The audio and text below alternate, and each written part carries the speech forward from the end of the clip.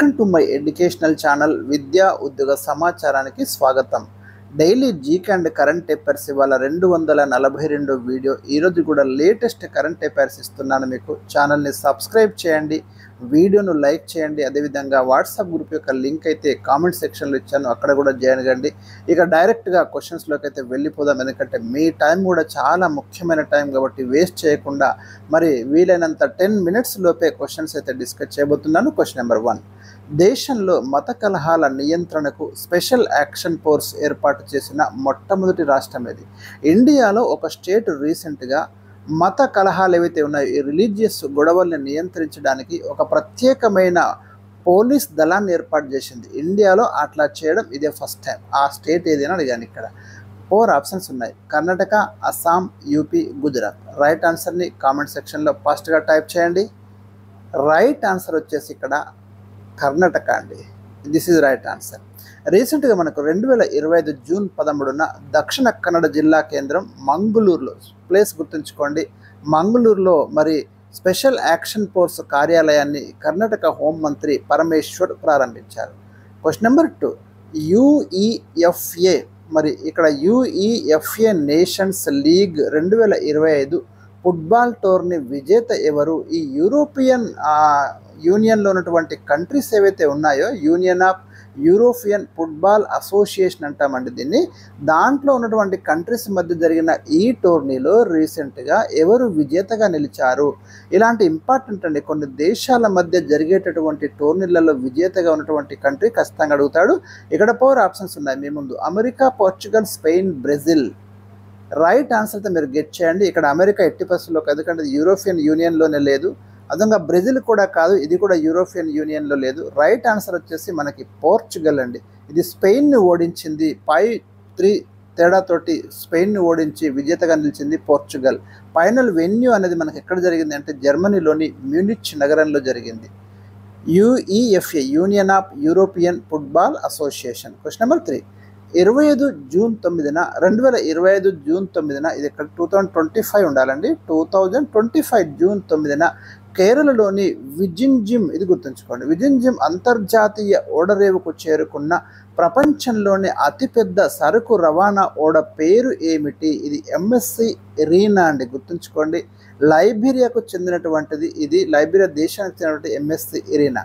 Question number 4, 2025 June 9న మనకు ఒక important global centre of excellence on millets అని ఒకదానికి శంకుస్థాపన చేశారు. చిరుధాన్యాల మీద పరిశోధన చేయడం కావచ్చు, దీన్ని అంతర్జాతీయ శ్రేష్టత కేంద్రం అంట మిల్లెట్స్కి సంబంధించి.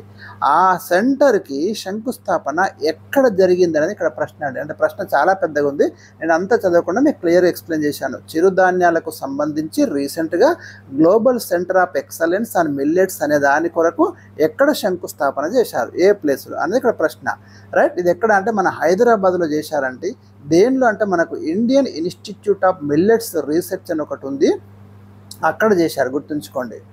రైట్. క్వశ్చన్ నెంబర్ 5, యుఎన్ఓ ప్రపంచ జనాభా నివేదిక రీసెంట్గా వచ్చిందండి. 2025లో వచ్చిన రిపోర్టు ప్రకారం కీలక అంశాలు ఏమున్నాయి దాంట్లో అనేది ఇక్కడ ప్రశ్న. చాలా స్టాటిస్టికల్ ఇంపార్టెంట్ డాటా అండి ఇది. డెఫినెట్గా మనం ఎక్స్పెక్ట్ చేయొచ్చు ఈ డాటా నుంచి క్వశ్చన్స్. ఇక్కడ రిపోర్ట్ ఇచ్చింది ఎవరంటే మనకి యునైటెడ్ నేషన్స్, మనకి ఎఫ్ఈఏ అంటాం దీన్ని, దానికి చెందినటువంటి state of world population agents అయితే మనకు ఈ రిపోర్ట్ ఇవ్వడం అనేది జరిగింది. United nations fund per population అని మనకు ఒకటి ఉంటుంది, దానికి చెందిన state of world population report ఇది. దీని ప్రకారం చూస్తే మనకి జననాల రేట్ వచ్చేసి 1.9, అంటే ఒక స్త్రీ సగటున మనకు 2 పిల్లలకు జన్మనిచ్చేది, కానీ అది 1.9కు పడిపోయింది 2 నుంచి అనేది ఒకటి చెప్తున్నారు. జనాభా వచ్చేసి మనకు ఇండియాలో 0 to 14 ఏజ్ గ్రూప్ వాళ్ళు 24% ఉన్నారు. ఇది చాలా ముఖ్యమైన డాటా అండి. 10 to 19 ఏజ్ గ్రూప్ వాళ్ళేమో 17% ఉన్నారు. 10 to 24 ఏజ్ గ్రూప్ వాళ్ళు వచ్చేసి మనకి 26% పాపులేషన్ ఉంది. తర్వాత మనకి 15 to 64 పనిచేసే వయసు అంటాం, వీళ్ళు వచ్చేసి మనకి 68% ఉంది. ఇది గుర్తుంచుకోండి, చాలా ఇంపార్టెంట్ అండి. ఈ పనిచేసే వయసు మనకు యునైటెడ్ నేషన్స్ ప్రకారము ఈ ఏజ్ అనేది పనిచేసే వయసు 68%. 65 ఏళ్ళు దాటిన వాళ్ళు వృద్ధులు మనకు 7% ఉన్నారు. ఇది కూడా గుర్తుంచుకోండి, ఇంపార్టెంట్. ఇక లైఫ్ మనకు ఆయుర్దాయం చూస్తే మేల్లో వచ్చేసి ఇక్కడ 71 సంవత్సరాలు అండి యావరేజ్ లైఫ్. ఫిమేల్లో వచ్చేసి మనకి 74 ఇయర్స్ ఈ 2025 నివేదిక. ప్రస్తుతం దేశ జనాభా వచ్చేసి మనకి 146.39 కోట్లుంది.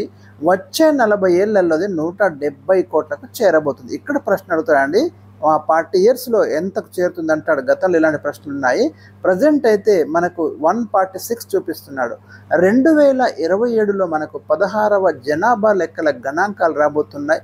మరి అప్పటికి మనకి ఇంకా క్లారిటీ అనేది వస్తుంది.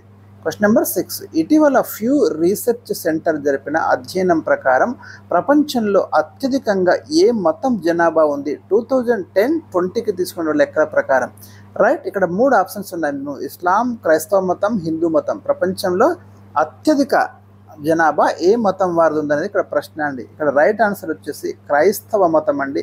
మొత్తం ప్రపంచంలో 230 కోట్ల పాపులేషన్ ఉంది. మొత్తం ప్రపంచ జనాభాలో ఇది 28.8% ఉంది. గుర్తుంచుకోండి, వెరీ ఇంపార్టెంట్ స్టాటిస్టికల్ డాటా.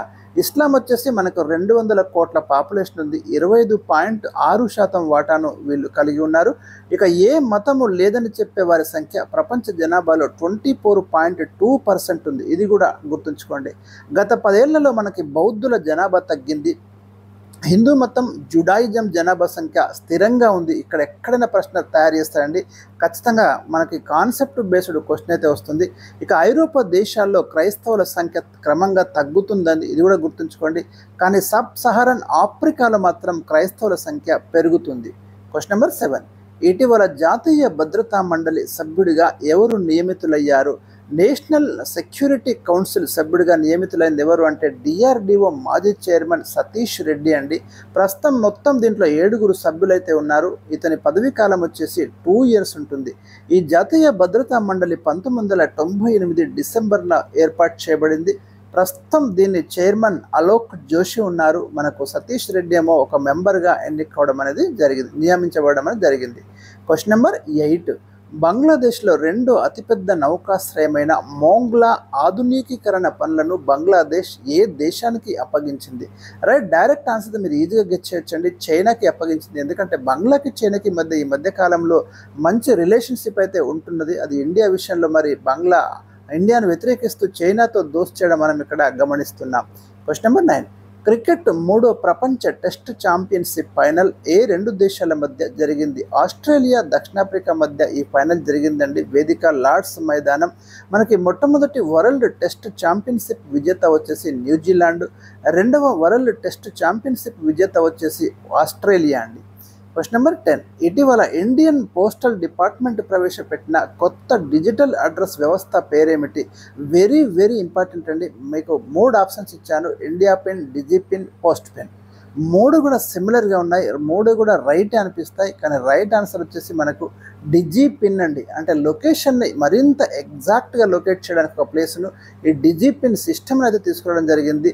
చిరునామాను అత్యంత ఖచ్చితంగా గుర్తించడానికి ఉపయోగపడే 10 అంకెల ఆల్ఫా న్యూమరిక్ కోడ్. ఇక్కడ ఇది చాలా ఇంపార్టెంట్ అండి. ఎన్ని అంకెలు ఉంటాయంటాడు? 10.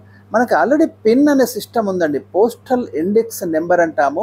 ఈ పోస్టల్ ఇండెక్స్ నెంబర్ ప్రకారం ఇప్పుడైతే అడ్రస్ లొకేట్ చేస్తున్నాం. కానీ ఈ కొత్త డిజి పిన్ సిస్టమ్ ద్వారా ఏంటంటే మరింత ఎగ్జాక్ట్గా మనం లొకేషన్ ఐడెంటిఫై చేయడానికి ఇదైతే మనకు యూస్ఫుల్గా ఉంటుందని ఈ సిస్టమ్ అయితే తీసుకోవడం జరిగింది. సో ఇవి నేను ఈరోజు మీకు ఇచ్చినటువంటి ముఖ్యమైన ప్రశ్నలు. ఈ డిజి పిన్ తీసుకోవడానికి IIT Hyderabad, national remote sensing centre హైదరాబాద్లో ఉంది, ఇస్రో, ఈ 3 అయితే మనకి కోఆపరేట్ చేసినాయని చెప్తున్నారు. సో ఇవి నేను ఈరోజు మీకు ఇచ్చినటువంటి చాలా ముఖ్యమైన top most current affairs. Thank you for watching.